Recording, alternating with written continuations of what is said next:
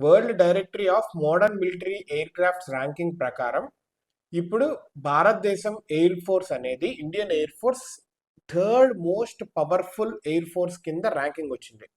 First US, తర్వాత Russia, followed by India, సర్పాసింగ్ China అనమాట.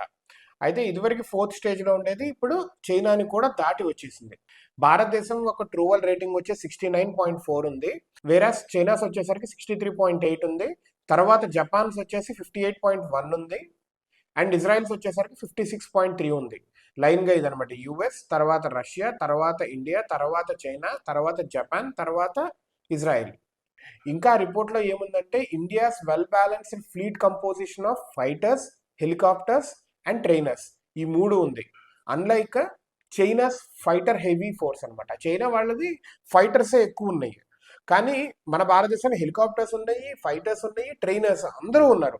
ఎందుకంటే ఇప్పుడు మన దగ్గర ఆయుధాలు ఎక్కువ ఉండి కాల్చేవాళ్ళు లేకపోతే ప్రాబ్లం, ఆయుధాలుండి కాల్చేవాళ్ళు ఉండి వాళ్ళకి ట్రైనింగ్ లేకపోతే ప్రాబ్లం, ఓన్లీ ఒకే టైప్ ఆయుధాలు ఉంటే అది ఇంకొక ప్రాబ్లం, ఇంకో టైపే కావాలి.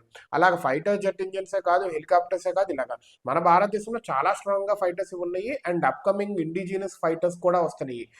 మనకి ఎయిర్ క్రాఫ్ట్స్లో రఫేల్ ఉంది, సుకోయ్ ఉంది, SU-30 MK1, అలాగే తేజస్ కూడా ఉంది.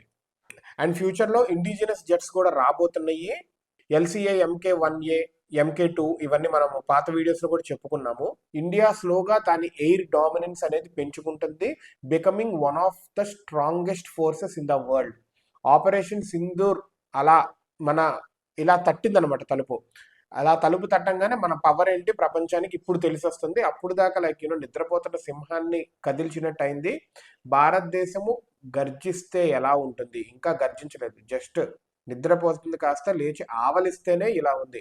గర్జిస్తే ప్రపంచం సైతం వనకాల్సిందే. Let's be with our nation and let's be strong and let's be unite. జై హింద్.